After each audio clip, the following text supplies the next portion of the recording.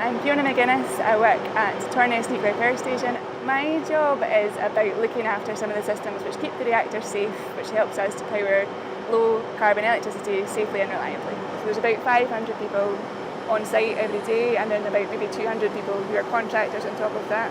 And we all work together to solve technical challenges and to keep this place running reliably. So these are our electronic personal dose meters. So I'll be wearing one of them the whole time that we're within the radiological controlled area. So that just measures how much dose that we're getting.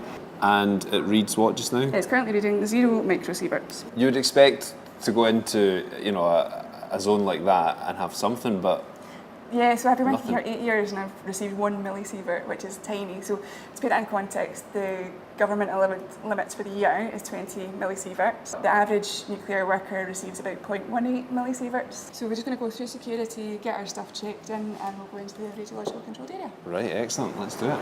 In the 5 years that I've been in the engineering department, I've been the only female working there that whole time. So we are trying, but change isn't happening fast. So I love the fact that I get to wear dresses and high heels and go to meetings, and then I get to stick my boiler suit on and come out and climb all over the plant, and I get to do both of those things, and I think that's important. So this is us on the charge hall area, so we're now at 37 metres above the bottom of the reactor. So the massive green machine here is our fueling machine. We have to be able to pull up the entire fuel rods out of there, so that's why this part of the building is so tall, is just to accommodate that fueling machine. How does this area tie into your day-to-day job?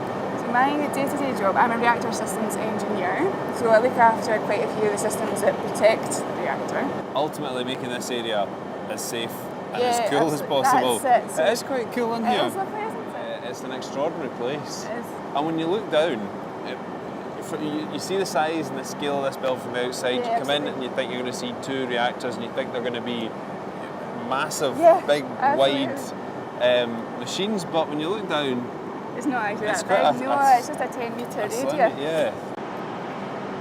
So this is it then? This is us on top of the pile cap. Wow.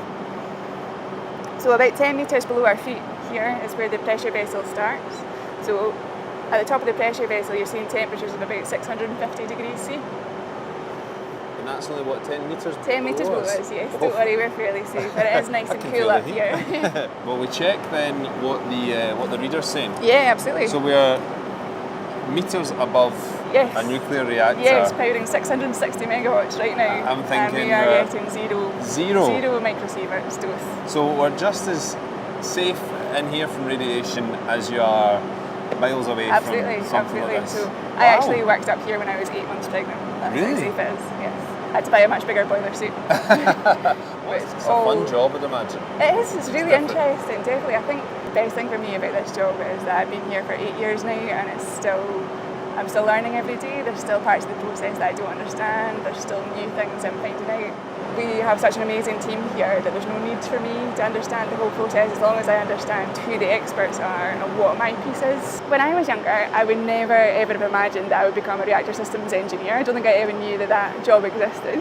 So I think providing young women with really good role models is a great way to bridge that gap and try and break down some of their preconceptions about what this industry could be.